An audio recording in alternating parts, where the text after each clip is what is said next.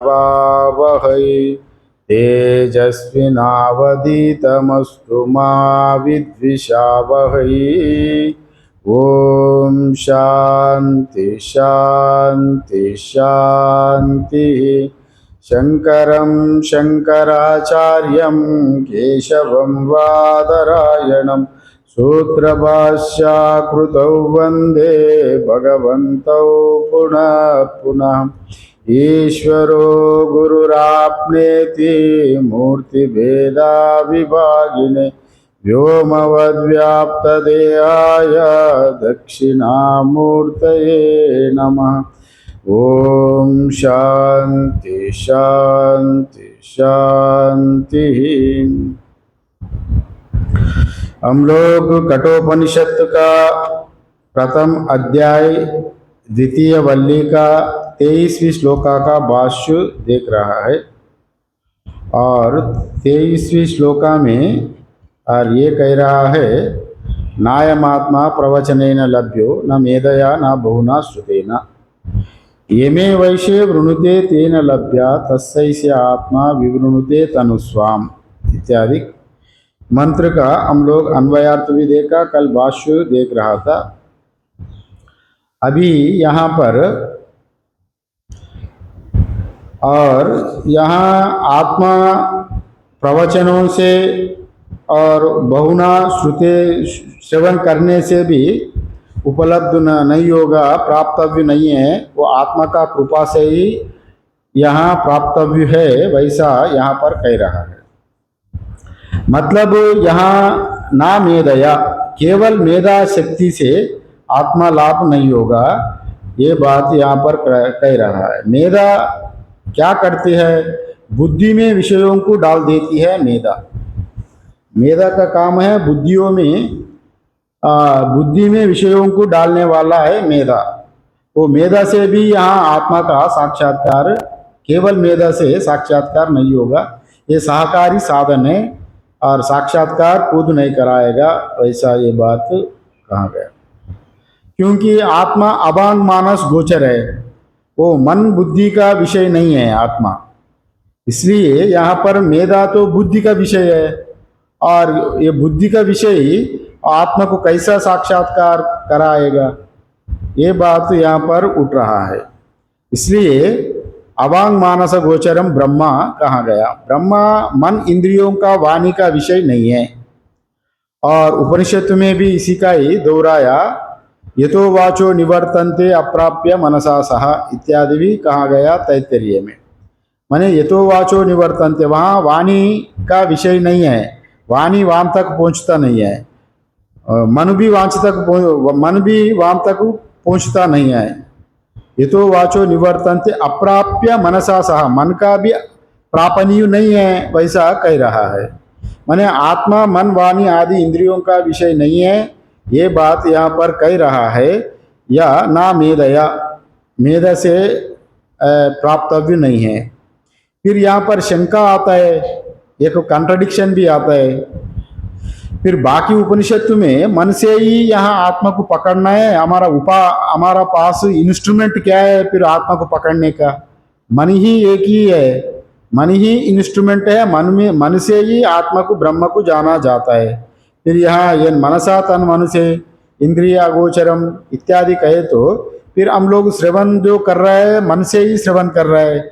जो भी हम लोग मनन भी करेंगे तो मन से ही करेंगे, निधिध्यासन करेंगे तो मन से ही करेंगे। हमारा पास साधन है मन ही, अगर मन को ही अगर वो प्राप्तव्य नहीं है मन से, फिर किससे प्राप्तव्य होगा? फिर ये शंका आ जाता है। इसलिए यहाँ उपनिषदों में भी तरह का कहा जाता है, इन मनसा तन मनु से येनेवर मनोमतम तदेव ब्रह्मत्वं विद्धि नेदम यदि उपासते। वो मन का ही वो प्रकाशन करने वाला जो साक्षी है, मन स्वयं जड़ है, और मन का भी जो मनन करने वाला जो परमात्मा है, वो ही साक्षी से ही अपना कृपा से आत्मा का प्राप्तव्य है, मन से नहीं, वैसा भी कहा जाता है। और यहाँ दूसरा भी कहा गया, फिर मन एव मनुष्याणाम कारणम बंधयो, मन ही मनुष्य का कारण भी बनता है, बंधन का कारण, और मोक्ष का भी कारण मन ही बनता है, वैसा दूसरा शास्त्र भी बताता है। फिर मोक्ष का बंधन का कारण मन ही बनने के वजह से मन तो ही यहाँ साधक है। फिर यहाँ पर श्रवण हम लोग करेंगे तो मन से ही श्रवण करेंगे, इंद्रिय मन को ही पहुंचा देगा श्रवण करके, और बुद्धि से ही हमारा यहाँ जाना जाता है। फिर यहाँ वैसा क्यों कह रहा है, ना मेधया, मेधा तो बुद्धि का विषय ही है। फिर वैसा कॉन्ट्रडिक्शन आए तो यहाँ पर इसको कैसा देखा जाए, how to reconcile this statement, इसको कैसा देखा जाए, दोनों को समन्वय कैसे किया जाता है। मतलब यहाँ कहा गया मन से प्रापणीय नहीं है, मतलब जो अशुद्ध अंतःकरण वालों के लिए ये गति केवल मेधा से ही प्राप्तव्य नहीं है। जिसका अंतःकरण शुद्धि नहीं है, चित्त मल निवृत्ति विक्षेप निवृत्ति नहीं हुआ, वो आवरण निवृत्ति के लिए भी प्रयास नहीं कर रहा है, केवल बुद्धि बल से ही अगर आत्मा का शास्त्र श्रवण करके मनन करके और केवल आत्मा ज्ञान को प्राप्त करेंगे, वैसा उम्मीद रखने वालों को ये आत्मा केवल मेधा से प्राप्तव्य नहीं है।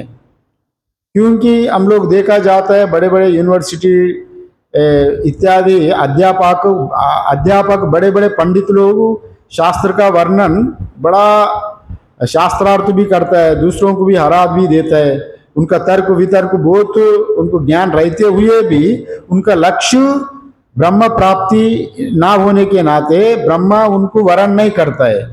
ये बात भी यहाँ पर कहा गया।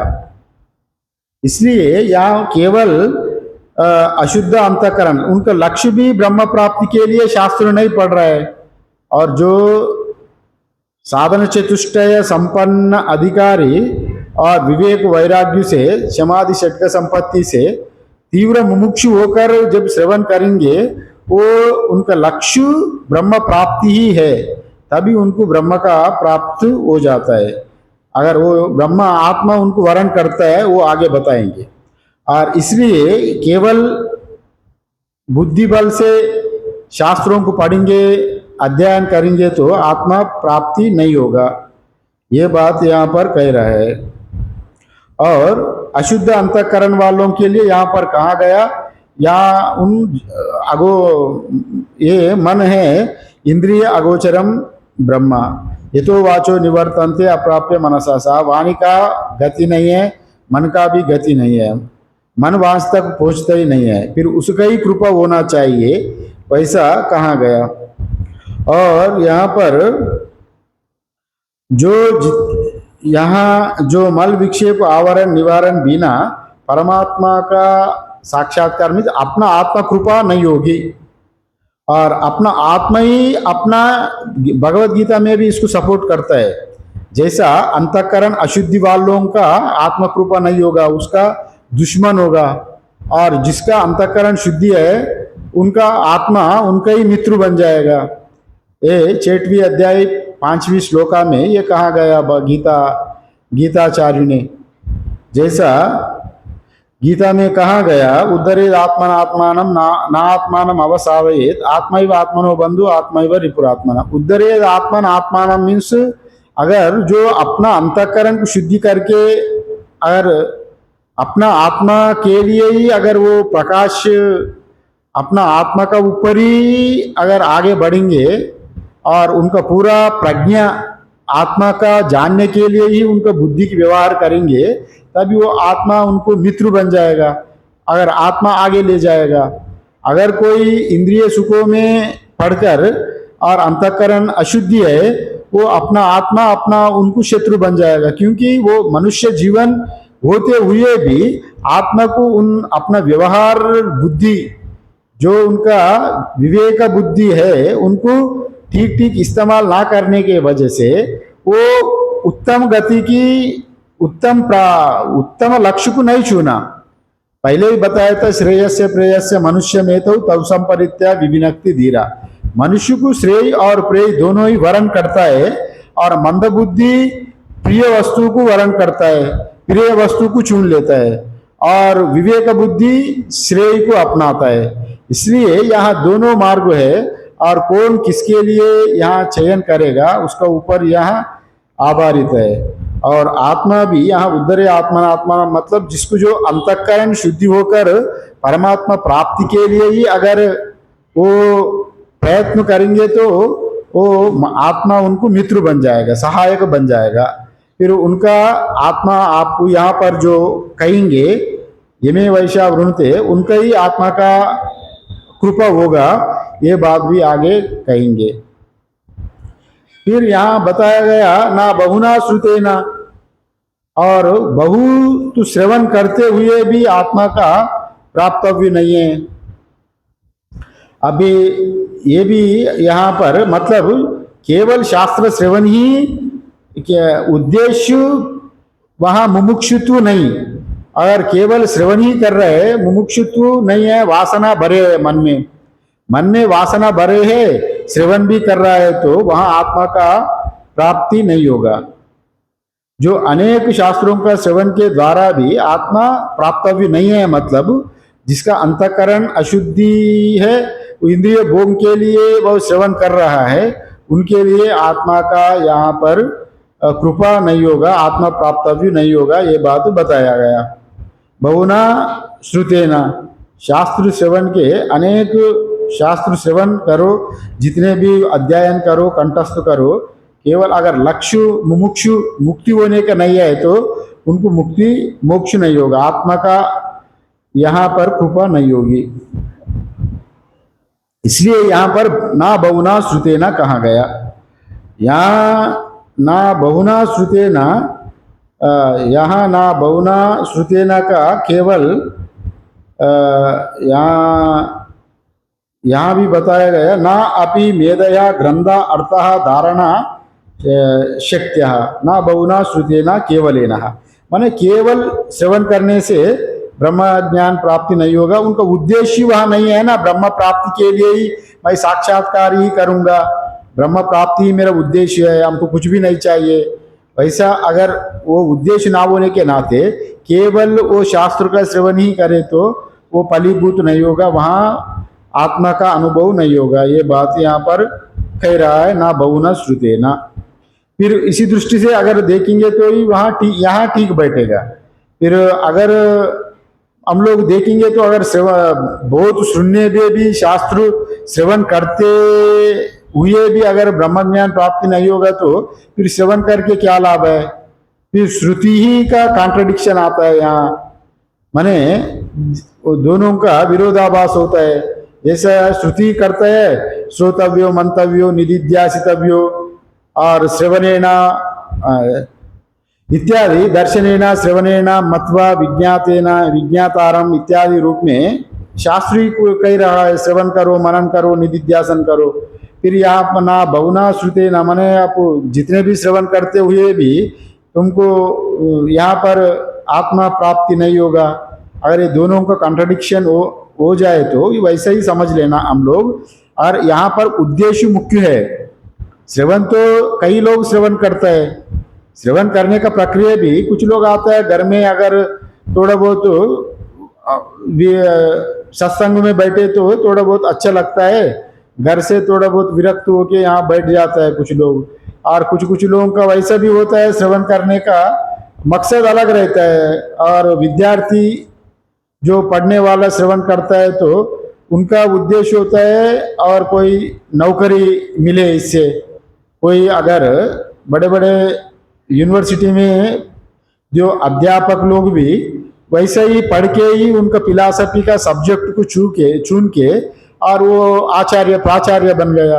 ये उसी का भी विद्यार्थी लोग प्राचार्य बनेंगे, नहीं तो किसी एक यूपीएससी एग्जाम में बड़ा स्कोरिंग मार्क्स है, वैसा भी श्रवण करके मार्क्स पाने के लिए एक अपना जीवन का एक उद्देश्य रहेगा, धन कमाने का एक ये भी एक अवसर है। अच्छे से श्रवण करें तो हम भी पढ़ाएंगे दूसरों को, उनका उद्देश्य अलग है। उन लोगों के लिए आत्मा का प्राप्ति नहीं होगा श्रवण करते हुए भी। अगर ऐसा नहीं है तो फिर अगर केवल उनको मुक्ति ही चाहिए और मोक्ष के लिए श्रवण कर रहा है तो आत्म श्रुति बता रहे हैं श्रोतव्यो मंतव्यो निधिध्यासितव्यो श्रवण करने के लिए। इसलिए श्रवण का अर्थ तो हम लोग वैसा लेना, अगर किसी का उद्देश्य मोक्ष पाने के लिए है और उनके के लिए श्रवण आवश्यकता है। और श्रवण का साक्षात साधन बताया गया, श्रवण तो उत्कृष्ट साधन है। और आकर में अगर उत्तम अधिकारी आए तो श्रवणात् मुक्ति भी कहा गया, अगर वो सुनते ही मुक्त हो जाएगा। जैसा मैं उस दिन बताए थे, करुणा सुनते ही कुंती का पुत्र बन गया। कुंती ने बताई तत्वमसि तुम ही मेरा चेटवा पुत्र हो, उसी समय करुणा कुंती का पुत्र जैसा बन गया। यहाँ पर तत्वमसि महावाक्य अगर उत्तम अधिकारी की बताएंगे तो वो मैं ही हूं ना, मैं सोचा था मैं ये कार्य कारण संघात जीव माना, मैं ब्रह्म ही हूं ना, तुरंत वो ब्रह्मा अपना स्वरूप को अनुभव करेगा अहम ब्रह्मास्मि रूप में, वो श्रवण से ही होगा। इसलिए यहाँ ना बहुना श्रुते ना मतलब हम लोग यहाँ उद्देश्य कहाँ कैसा है ये देखना। माने अगर जिसका उद्देश्य मोक्ष के लिए वो श्रवण कर रहा है तो आत्मा का प्राप्त उनको होगा। ये में वैसे वृणते वो बताएगा उनका ऊपर आत्मा का कृपा होगा, वैसा यहाँ पर लेना है। और श्रवण मनन निधिध्यासन ज्ञान प्राप्ति का ही वो अंतरंग साधन है। ये यहाँ ज्ञान में बहिरंग साधन होता है, साधन चतुष्टय बहिरंग साधन होता है, और श्रवण मनन निधिध्यासन होता है अंतरंग साधन। इसलिए श्रवण एक मनन निधिध्यासन ज्ञान का अंतरंग साधन होने के नाते ज्ञान का एक अंग है। श्रवण अंग होने के नाते सहायक ही है, मगर केवल श्रवण करने तो यहाँ मोक्ष प्राप्ति नहीं होगा, आत्मानुभूति। किंतु श्रवण अत्यंत सहकारी साधन है और ज्ञान प्राप्ति के लिए। यहाँ पर ये बात कहा गया। और अज्ञान निवारण के लिए ज्ञान प्राप्ति ही मुख्य साधन है। वो ज्ञान प्राप्ति कैसा होता है, वो श्रवण से ही होता है। जब हम लोग शास्त्र का श्रवण करेंगे अज्ञान का निवारण होगा, अज्ञान का निवारण भी श्रवण से ही होता है, ज्ञान प्राप्ति भी। इसलिए यहाँ पर श्रवण करना ही अत्यंत उत्कृष्ट साधन बताया गया। श्रवण से ही ज्ञान प्राप्ति होता है। और वेदांत में तो यहाँ आपको दूसरा साधन नहीं बताता है, आप जाके योगासन करो, नहीं तो या वैसा उपासना करो, वैसा जाके जंगल में ध्यान लगाओ, ये बात वेदांत में नहीं कहता। वेदांत का प्रक्रिया होता है और साधन चतुष्टय संपन्न अधिकारी बनो और आके श्रवण करो, श्रवण करके मनन करो, निधिध्यासन करो, ब्रह्म प्राप्ति कर लो। यही बात सीधा सीधा बात करता है। और जो अधिकारी नहीं है अनाधिकारी लोगों के लिए ही, और दूसरा भक्ति उपासना निष्काम कर्म करो, ये करो वो करो। अंतःकरण जिसका मल में दोष मल दोष निवारण नहीं हुआ, विक्षेप दोष निवारण नहीं हुआ, फिर केवल आके श्रवण करे तो भी वो पचेगा नहीं, अंदर जाएगा नहीं। इसलिए शास्त्र में वो प्रक्रिया अपनाया, पहले तुम अंतःकरण शुद्धि करने के लिए निष्काम करके आ जाओ। और चित्त अगर चंचलता रहे तो भी शास्त्र आपको जैसा हिलता हुआ पानी में अंदर में क्या है आपको नहीं देखेंगे, आप हिलता हुआ मन में ज्ञान का भी प्रकाश नहीं होगा। इसी का वजह से यहाँ पर जो श्रवण का यहाँ केवल उद्देश्य उनको ब्रह्म ही प्राप्त करना, मुमुक्षु तीव्रता ना होने के नाते केवल श्रवण करे तो भी यहाँ आपको ब्रह्म प्राप्ति नहीं होगा। बहुना श्रुतेना, और बहुत सुनने में भी केवल सुनने मात्र से मुक्ति नहीं होगा। और ये बात यहाँ पर कह रहा है। फिर वैसा ही तो मुक्ति श्रवण से ही मुक्ति भी बताया गया। अब हम लोग भगवत गीता में अगर देखेंगे, भगवत गीता बारे में आप जानता होगा, भगवत गीता तो कई प्रकार प्रवचन सुना होगा। जब भगवान अर्जुन ने पहले उनको मोह हुआ था, ये मेरा जीजा जी है, पिताजी है, मामा जी है, मेरा गुरु जी है, यह मेरा दाऊ है इत्यादि रूप में अपना सगा संबंधी की देख के इनको मोह हो गया। मोह हो के अगर उनको हाथ से धनुष भी छूट गया, पूरा शरीर कांपने लगा, पसीना भी आया, अरे मैं नहीं विद्यु नहीं करूंगा, फिर दान नहीं धनुष नीचे फेंक के परमात्मा का आश्रय लिया। और शिष्यस्तु हम शादी माम प्रपन्नम, और आपका शिष्यत्व मैं स्वीकार करता हूँ, हमको जो अच्छा है वो बताइए। ये श्रेयसा सन्निश्चितम ब्रूहि शिष्यस्तोहम शादिमाम त्वाम प्रपन्नम। यहाँ ये हमको जो हितकारी है वो हमको बताइए, हमको समझ में नहीं आ रहा है। मैं अभी बड़ा मोहग्रस्त हो गया हूँ, मैं बड़ा दुखी हूँ। फिर परमात्मा क्या किया? परमात्मा ने उनको कोई तुम जंगल में जाके तपस्या करो, तुम ये काम करो, ये उपासना करो, ये कर्म करो, पहले तुम अंतःकरण शुद्धि करो, पहले तुम ये पूरा चित्त एकाग्रत करके आ जाओ, तुम ये करो वो करो। परमात्मा कुछ नहीं बोला। परमात्मा सिर्फ उनका जो अज्ञान था, अज्ञान किसके लिए आया वो बताया। और बहुनी में व्यतीतानी जन्मानी तव चार्जुना तान्याम वेद सर्वानी नत्वम वेत्य परंतप इत्यादि रूप में, अरे तुम्हारा भी बहु जन्म हो गया, मेरा भी बहु जन्म हो गया, तुम्हारा बहु जन्मों को अज्ञान का वजह से नहीं जानता है, किंतु मैं जानता हूं। तुम्हारा हमारा कई जन्म हो गया, तुम अज्ञान से क्यों यहाँ अज्ञानी में पड़ रहे हैं? इसलिए तुम अज्ञान का कोई कारण नहीं है, तुम साक्षात ज्ञान को, अज्ञान को हटा दो, ज्ञान वहीं पर प्राप्त है। वैसा जब भगवत गीता में अर्जुन को केवल श्रवण मात्र से ही ज्ञान प्राप्त कराया, वहां भी कहा गया ना मेधया ना बहुना श्रुते ना इत्यादि रूप में यहाँ जो कह रहा है। फिर अगर श्रवण से मुक्ति नहीं होगा, अगर बहुत शून्य मात्र से अगर मुक्ति नहीं होगा, तो फिर भगवत गीता में क्या किया परमात्मा? केवल श्रवण ही करवाया ना। जो अर्जुन का उपदेश दिया, अर्जुन को क्या बोला? तुम जाके तपस्या करो, जंगल में जाके समाधि लगाओ, तुम्हारा मन अभी चंचल है, अभी चंचल मन में मैं उपदेश नहीं करूंगा, तुम अभी जाके थोड़ा मन को शांत करो, चंचल मन को एकाग्र करने के लिए थोड़ा तपस्या करो। वैसा नहीं कहा ना, सीधा सीधा जब अज्ञान निवारण के लिए परमात्मा वो बोध किया। अभी उसी से अरे वासांश जीर्णानि यथा भी आया नवानि गृणाति नरोपरानि इत्यादि रूप में परमात्मा बोला, अरे शरीर जैसा एक कपड़ा जैसा धारण करता है आत्मा, जो जीवात्मा, और तुम ये शरीर के लिए क्यों मोहित हो रही हो? ये अज्ञान का दूर कराया परमात्मा। इत्यादि पूरा गीता का उपदेश अज्ञान का निवारण के लिए। वहां परमात्मा खुद अर्जुन को श्रवण कराया। फिर वो श्रवण से ही, और अंत में अर्जुन क्या बोला? पूरा श्रवण गीता होने के बाद 18वें अध्याय में अर्जुन बोला, नष्टो मोह स्मृति लब्ध्वा। अरे वो परमात्मा, अभी मैं समझ लिया, मेरा पूरा मोह दूर हो गया, मेरा अज्ञान दूर हो गया, अभी मैं स्मृति लब्ध्वा, माने मैं अपना आप को समझ लिया। स्मृति लब्धा इंपॉर्टेंट है यहाँ, माने अपना स्वरूप को भूल गया था। मैं केवल मैं यहाँ कर्तृत्व भोक्तृत्व करने वाला, मेरा अपना कर्तृत्व कर्म को करने वाला हूं, किंतु मैं स्वरूपता मैं आत्मा हूं। वो स्मृति उनको आ गई। मैं ये उपाधि तो जन्मता है मरता है, उपाधि अनित्य है। अब जितने गड्ढे को फोड़ेंगे, गड्ढे को जितने फाड़ेंगे और आप हाय हाय करेंगे, तो मिट्टी में कोई वहां नाश नहीं हो रहा है, केवल नाम रूप नाश हो रहा है।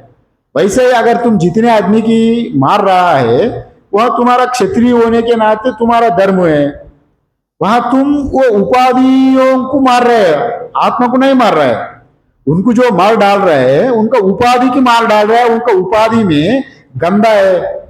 अभी जो गंदा, जिसमें गंदा पानी है, नाला का पानी भरा हुआ, जिसमें गंदा चीज, सड़ा हुआ चीज है मटका में, वो बद नहीं जा रहा है, तो क्या करेंगे? उसको वो डस्टबिन में डालेंगे ना। अभी वो मिट्टी ही रहेगा, वो मिट्टी डस्टबिन में रहते हुए भी अब वो सड़ के फिर मिट्टी में ही परिवर्तन होगा। हाँ, अगर वो आप अर्जुन ने सोचा नहीं, अगर इन लोगों को मारेंगे तो मैं इनका आत्मा को मार रहा हूं, अरे इनको नहीं मारेंगे, इसका वजह से मैं भिक्षा भी लेऊंगा, मैं संन्यास लेऊंगा, इसको नहीं मारना। अगर मैं अगर नरक भी जाने का तैयार है, इन लोगों को नहीं मारूंगा। पहले उतने अज्ञान था उनको, जब इनको नष्टो मोह स्मृति लब्ध्वा जब बोले, मैंने कैसा बोला, पूरा परमात्मा इनको श्रवण ही करवाया। भगवत गीता में श्रवण करने से ही उनका अंतःकरण शुद्धि भी हो गई, साथ साथ ज्ञान भी, अज्ञान भी नष्ट हो गया, ज्ञान की प्राप्त हो गया। वहां पर नष्टे मोह स्मृति लब्ध्वा माने मेरा स्मृति मोह नष्ट हो गया, मेरा अज्ञान दूर हो गया, मेरे स्वरूप का ज्ञान मैं प्राप्त कर लिया, मेरा स्मृति आ गई। स्मृति आ गई मतलब पहले ही मौजूदा हुआ आत्मा को अनावरण हो गया वहां पर, मैंने मैं मेरे स्वरूप को पहचान लिया, मैं अभी मेरा ज्ञान दूर हो गया। ये बात जैसा अर्जुन ने कहा था, अभी वो केवल श्रवण से ही उनका अज्ञान दूर हो गई। यहां पर जो बहुना श्रुतेना जो कह रहा है, केवल तुम सुनने मात्र से भी तुमको आत्मा का प्राप्ति नहीं होगा, यहाँ पर कह रहा है।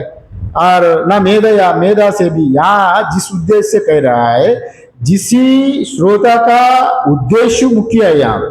अगर उनको केवल मोक्ष होने के लिए ही अगर श्रवण कर रहे हैं तभी उनको मुक्ति होगा।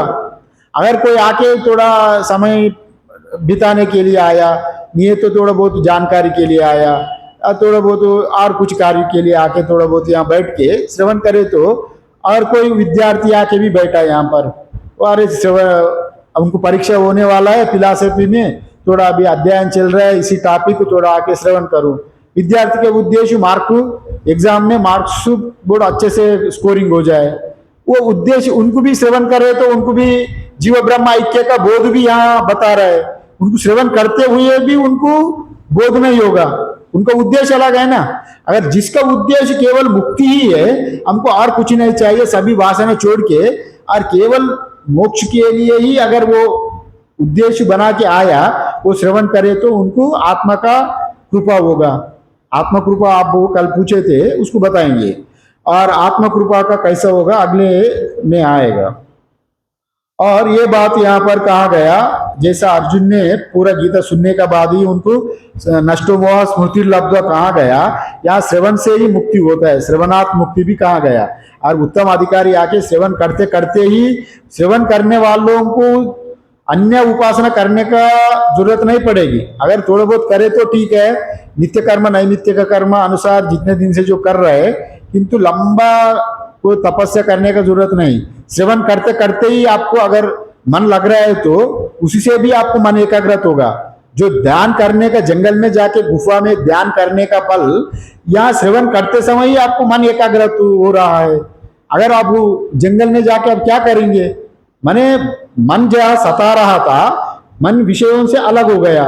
अगर यहाँ शास्त्र सुनते हुए भी अगर मन को बाहर ना जाने देकर केवल श्रवण ही कर रहा है शास्त्र का ऊपर, तभी आपका मन एकाग्र ही है, ये तपस्या ही हो गया, तब से आपका मन एकाग्र हो ही जाएगा।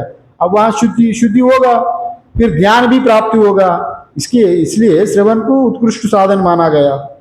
यहाँ पर जो बहुना श्रुतेना मतलब केवल श्रवण करने वालों को, उनका लक्ष्य ब्रह्म प्राप्ति नहीं, ईश्वर प्राप्ति नहीं है, और केवल ही श्रवण करने वालों को यहाँ पर ऐसा बताया गया। नहीं तो यहाँ कॉन्ट्रडिक्शन आएगी, श्रवण करे तो फिर मुक्ति नहीं होगा, तो फिर श्रोतव्यो मंतव्यो निधिध्यासितव्यो इत्यादि जो कठोपनिषद में कहा गया, श्रवण करने का विधान बताया, वो उत्कृष्ट साधन है, श्रवणात् मुक्ति इत्यादि, फिर उसमें यहाँ पर शंका आ जाएगी। इसलिए श्रवण से ही अज्ञान का और मोह नाश भी हो जाता है, ये बात तो कहा गया। और दूसरा अगर देखेंगे तो श्रवण से मुक्ति कैसा होगा, चांदोग्य उपनिषद में श्वेतकेतु नामक ऋषि का बालक था। उद्दालक बड़ा ऋषि थे, और उद्दालक का पुत्र श्वेतकेतु ने बचपन से ही और गुरुकुल में गया, 12 साल गुरुकुल में बिता के फिर आया। गुरुजी का पिताजी ने पूछा, उनका अंदर में जो अहंकार था, माने ज्ञान को प्राप्ति ठीक ठीक नहीं हुआ था। फिर गुरु को, पिताजी की शंका आई, ये इनका पूर्ण ज्ञान नहीं हुआ, थोड़ा अज्ञानी जैसा व्यवहार कर रहा है। इनको प्रश्न पूछा, गुरुजी तुम इस बात को बताया, ये सब जगह में जो है वो तुम ही है, वो जगह वो क्या है तुम गुरुजी ने बताया। मैंने वो तत्वमसी का इनडायरेक्टली पूछा। सभी एक विज्ञान है ना सर्व विज्ञानम भवति, एक जाना जाए तो सब जाना जाता है, तुमको ये तुम गुरुजी ने बताया तुमको? नहीं बताया। गुरुजी की तो मैं अत्यंत प्रिय शिष्य था, और गुरुजी भी की जानकारी नहीं हो सकता है, नहीं तो वो मेरा को मुझे बताते थे। तभी वो नहीं, आप श्वेत केतु ने फिर डरा, फिर हमको फिर 12 साल गुरुकुल में भेजेंगे पिताजी। नहीं नहीं पिताजी, आप ही बता देना, आपसे मैं श्रवण करूंगा। फिर पिताजी ने कई प्रकार का उदाहरण से उनको उपदेश दिया। पिताजी उनको नहीं भेजा तुम जाके तपस्या करो, फिर तुम अनुष्ठान करो, अंतःकरण शुद्धि करो, वैसा कुछ नहीं बोला। तुम आके चलो आ जाओ, तुमको मैं श्रवण कराऊंगा। फिर वहां ब्रह्म ज्ञान का कई उपमा से, कई प्रकार का उपमा से उनको जैसे जैसा प्रश्न पूछा था वैसा वैसा उत्तर दिए देते रहा। फिर वो फिर प्रश्न पूछा, अब मैं ये बात तो समझ लिया, फिर ये बात नहीं समझा, वैसा जैसे जैसा उनको शंका आया उसका समाधान करते गया उपमा से। तभी उनको 9 बार बोला, तत्वमसि का उपदेश दिया। 9 बार तत्वमसि का श्रवण कराया, वहां श्रवण से ही मुक्ति हो गई। इसलिए तत्वमसि महा उपदेश में जो तत्पद शोधन, तमपद शोधन, असिपद शोधन का शोधन करे तो ही जीव क्या है, ब्रह्म क्या है, जीव दोनों का ऐक्यता अनुभव क्या है, ये दोनों बता दिया। वो श्रवण से ही हो जाएगा। इसलिए यहाँ बहुना श्रुतेना मतलब अब ऐसा लेना है, यहाँ अधिकारी वो सामने वो कौन है, किस उद्देश्य से श्रवण कर रहे हैं, ये बात भी यहाँ कहा जा गया। और केवल श्रवण से ही आत्मा ज्ञान नहीं होता है, तो फिर पुरुषार्थ सिद्धि, यहाँ पुरुष प्रयत्न का भी अत्यंत उत्कृष्ट बताया गया। माने केवल श्रवण करके आप रहा, किंतु आपका उद्देश्य मुमुक्षुत्व तीव्र नहीं है। बार बार आपको मुक्ति होने के लिए ही अगर आप साधन कर रहे हैं और अन्य कुछ ही प्रलोभन आ रहे हैं संसार में, तब भी उसको टोकरा के केवल हमको मुक्ति ही चाहिए, ये सब संसारी का आनंद भोग नहीं हमको नहीं चाहिए, इसी उद्देश्य से अगर आप बार बार श्रवण करें तो और आत्मा का कृपा भी आवश्यक होगा। इस आत्मा कृपा कैसा होगा अभी यहाँ बता रहे। फिर ये भी यहाँ बता रहे, इतने आप जो इतने बताया था ना मेदया ना बहुना श्रुतेना इत्यादि जो बताया, फिर आत्मा का कैसा फिर उसको उपलब्धि होगा। केना तरीहि लभ्य इति उच्यते, माने तो फिर कैसा जाना जा सकता है, यहाँ यही यहाँ पर बता रहा है। यहाँ आत्मा का बारे में आपको ये मनन से, श्रवण से इत्यादि रूपों में प्रवचन से अगर आत्मा नायमात्मा प्रवचन लभ्या ना मेदया ना बहुना श्रुतेना इत्यादि जो कह रहा है, पर श्रवण मनन इत्यादि से सुनने से, प्रवचन से अगर आत्मा प्राप्त नहीं होगा तो वह किससे प्राप्ति होगा, ये प्रश्न आने पर यहाँ पर बता रहे यमे वैश्य वृणुते तेन लभ्या। यमे वैश्य वृणुते मतलब यहाँ आचार्य शंकर ने क्या बता रहा है, यमे वैश्य वृणुते तेन लभ्य का यहाँ जो अर्थ है, यम एवह स्वाम आत्मानाम येषा साधकः वृणुते प्रार्थयते, माने जो आत्मा के लिए ही प्रार्थना करता है, मैं मुक्ति ही चाहिए, आत्मा के लिए ही प्रार्थना करता है, तो वो आत्मा ही उनको उजागर करा देगा, ये बात यहाँ पर कह रहा है।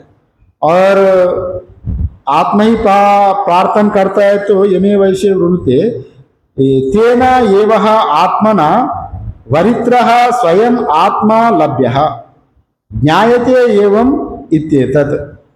मतलब आपको मैं विवरण से बताऊंगा, यह आत्मा किसका उपलब्ध होगा, ये श्रवण मनन से, प्रवचन से अगर आत्मा उपलब्ध प्राप्त नहीं होगा तो कैसा होगा, मतलब यमे वैश्य वृणुते, या आत्मा ही आपको वरण करेगा, आपका ही आपको सिलेक्ट करेगा, आत्मा ही आपको बोध करा देगा।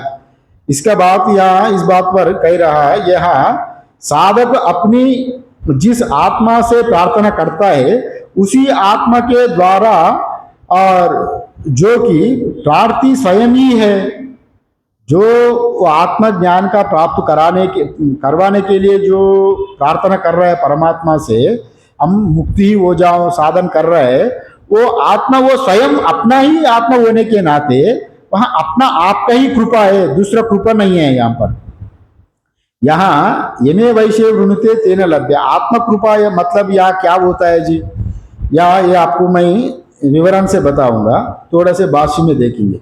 ना अपि मेधया ग्रंथ अर्थ नहीं, यहाँ निष्कामस्य आत्मानम एवः प्रार्थयते, निष्कामस्य आत्मानम एवः प्रार्थयते माने उनका सभी कामनाओं को छोड़कर केवल निष्काम से आत्मा का यहाँ प्रार्थना करता है, माने हमको कोई कामना नहीं है, अब केवल मोक्ष के लिए ही वो आत्मा का प्रार्थना करता है, हमको मुक्ति ही चाहिए।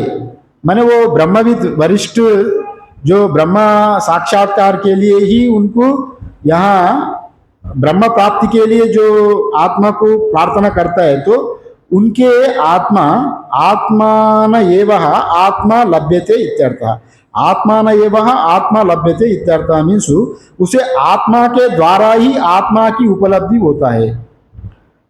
फिर यहाँ आपको शंका होता है कथम लभ्यते इति उच्यते, फिर आत्मा के द्वारा ही आत्मा कैसा उपलब्धि हो जाता है।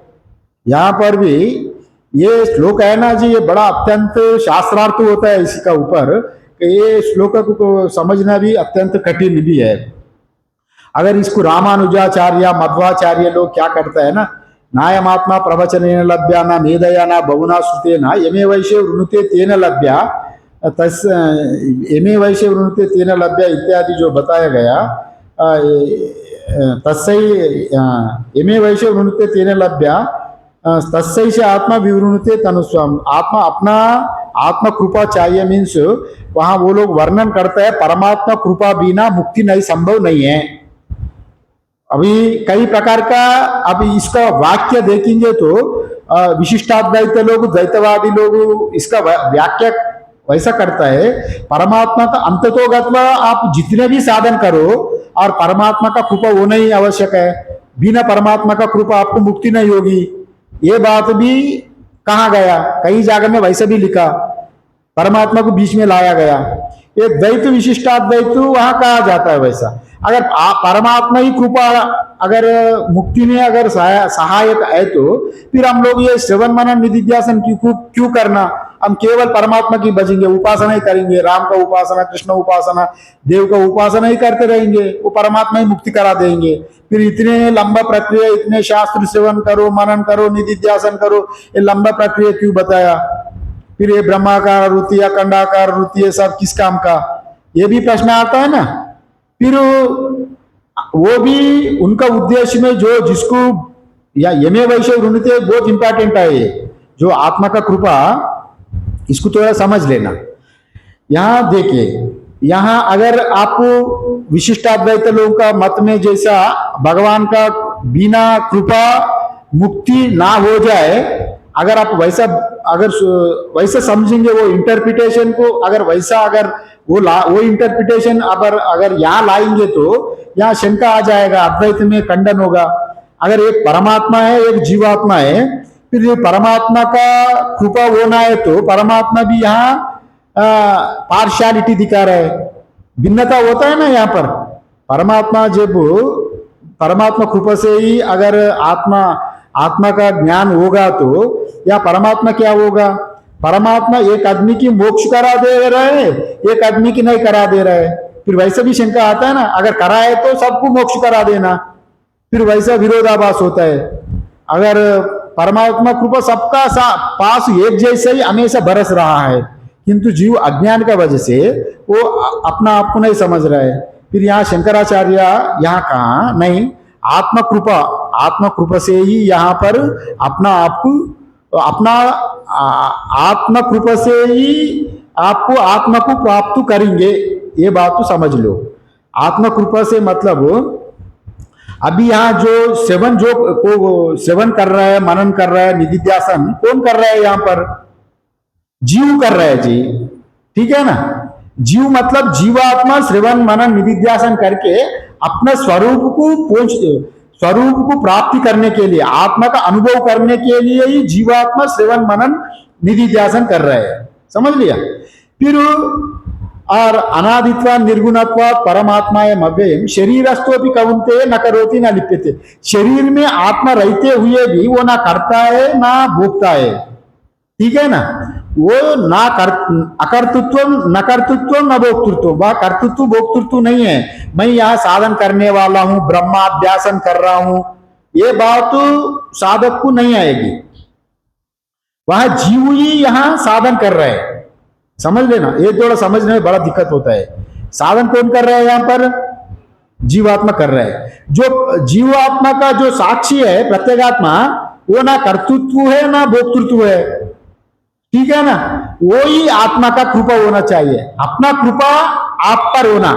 मतलब जब आपका ये कर्तृत्व भोक्तृत्व जीव का अभिमान जब चले जाएगा, अपना अंदर का जो प्रत्येगात्म रूप में जो परमात्मा है वही आपको विद्यते हृदय ग्रंथि छिद्यन्ते सर्व संशया क्षीयन्ते चास्य कर्माणि तस्मिन् दृष्टे परावरे। आपका अंतःकरण का गांठ तोड़ने वाला आपका अंदर ही है। जब आपका अंतःकरण का जो पूरा गांठ वहां खुल गई, विद्यते हृदय ग्रंथि छिद्यन्ते सर्व संशय वहां पर चले गया। क्षीयन्ते चास्य कर्माणि तस्मिन् दृष्टे परावरे, वो परावर हो जाता है, माने वो पार हो जाता है, माने ये संसार सागर से वहीं पर पार होता है। पार होता है मतलब वो आत्मा कहां पर है? अपना प्रत्येगात्मा ही आपका अंदर में साक्षी रूप में ना देख रहा है। किंतु ये आप जो साधन कर रहे हैं, श्रवण कर रहे हैं, मनन कर रहे हैं, निधिध्यासन कर रहे हैं, वो सब जीव ही कर रहे हैं।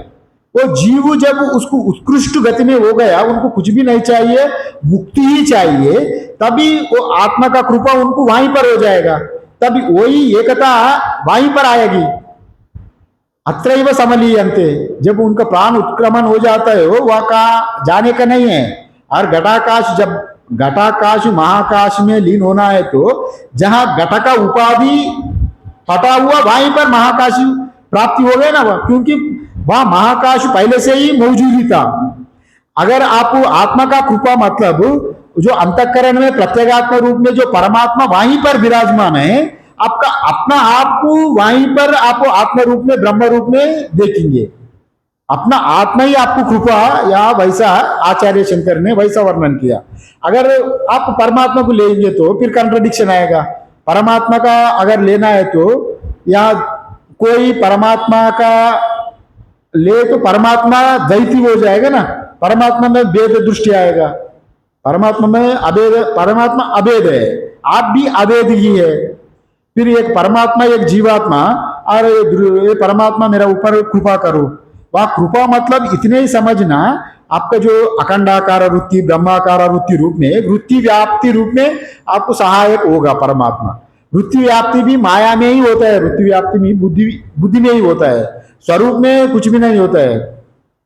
यहाँ बृहदारण्यक में कहा गया, अत्र पिता पिता भवति, माता माता भवति, वेदा अवेदा भवति, साधु असाधु भवति। वो आत्मा प्राप्ति का वो असली अनुभव वहां पर होता है। वहां पर भेद दृष्टि मिट जाता है, वहां आप शुद्ध सिर्फ आप ही आप रह जाते हैं, समझ लिया ना। इसलिए वो मांडुक्य कार्यक्रम में ये आत्मदृष्टि की वैसे रख के ना कुछ न निरोधो न चोत्पत्ति न बद्धो न च साधका न मुमुक्षुर न वै मुक्ता इत्येषां परमार्थता। आत्मदृष्टि में ना मुक्ति है, ना मोक्ष है, ना साधन है, कुछ भी नहीं है, केवल आत्मा ही है। अगर आप जो साधक जो साधन कर रहा है उनको अगर वो वृत्ति बन गई, वृत्ति में आपको परमात्मा का कृपा मान सकते, माने दैवी कृपा, वो भी वृत्ति व्याप्ति तक। जैसे आपको समझाता हूं, परमात्मा सर्वत्र है जी। सूर्य भगवान कहाँ नहीं है, समझ लिया। सूर्य भगवान सर्वत्र है, सर्वत्र होते हुए भी किसको जलाता है? उन किसको नहीं जलाता अपने से। अगर कोई साधक अपना आप अगर वो वैसा तदाकार वृत्ति ब्रह्माकार वृत्ति बन के और वो एक अपना आप को अंदर में पड़ा हुआ वासनाओं को पूरा जला सकते हैं। वो समिष्टि दृष्टि से परमात्मा एक ही है, व्यष्टि दृष्टि में अगर वो साधन करके तदाकार वृत्ति हो गया, अखंडाकार वृत्ति ब्रह्माकार वृत्ति, उनका पूरा ग्रंथियों को जला के वो अपना आप को सब जलने के बाद वो विद्यते हृदय ग्रंथि छिद्यन्ते जैसा बोला, वो अपना आप पूरा पूर्ण रूप में ब्रह्म से एक हो जाता है, तदाकार वृत्ति बन जाता है। इसको शास्त्र में ही कहा गया, वो कैसा, एक उदाहरण दिया गया। आपको साधारणतः सूर्य तो किसको जलाता नहीं, किंतु अब सूर्य का अंदर में एक शीशा रहता है, बर्निंग ग्लास, इसको एक ग्लास रहता है शीशा, वो शीशा का आपको यहाँ सूर्य का किरणों का वहां रख के किसी अगर रुई है, कपड़ा है, कागज है, उसको एक मात्र में अगर रखेंगे, एक प्रक्रिया से एक बिंदु जैसा वहां पड़ेगी, वो बर्निंग ग्लास है, वहां थोड़ी देर रखेंगे तो वो पूरा जल जाएगा। साधारण जला रहा है तो वह कौन जला रहा है, सूर्य रश्मि जला रहा है, वो ग्लास नहीं जला रहा है। ग्लास माध्यम उपाधि है, बना केवल अगर जला है तो ग्लास जहां भी रखेंगे वहां जल जाना, वो नहीं जलाती। सूर्य रश्मि ही जलाता है, एक माध्यम से, वो बर्निंग ग्लास है ना, उसका माध्यम से वहां अगर जाएंगे तो वो जलाएगी। वैसे ही तो अखंडाकार वृत्ति ब्रह्माकार वृत्ति का भी वो अंतःकरण में पूरा आपका वृत्ति वो जब बन जाए तो वृत्ति व्याप्ति भी वैसे ही होता है। ये शास्त्र में ही ये शीशा का उदाहरण दिया। इसलिए तदाकार वृत्ति जब होता है तो ये पूरा अंदर का गांठ जल जाता है। तो माने निष्कामा अंतःकरण पे पूरा कामना हट गई तो उनका ऊपर परमात्मा की कृपा होगा।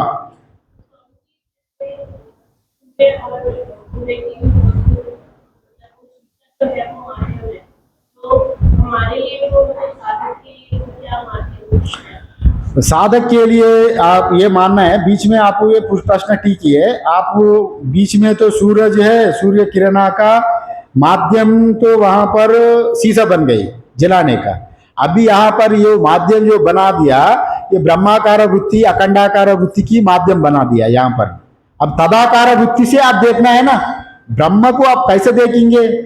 अब अहंग्रह उपासक में मनो ब्रह्मा, आदित्यो ब्रह्मा, आकाशो ब्रह्मा इत्यादि जो पहले भी बताया, आप वो तदाकार वृत्ति आप जनरेट करना, जैसे आप शीशा को जनरेट करके कहां से लाया, वो शीशे से आप देखे तो वो जल गया, ये वृत्ति से आप देखेंगे तो तदाकार वृत्ति बनेगा। ये वृत्ति ही वो शीशा मान लो। हाँ, वो जब बनाएंगे तो वो वृत्ति लगातार जब बनेंगे, जैसा आपको वृत्ति में कब तक बनेगा रहेगा, आपको प्रश्न आएगा। जब तक वो आपको फल मिलेगा नहीं।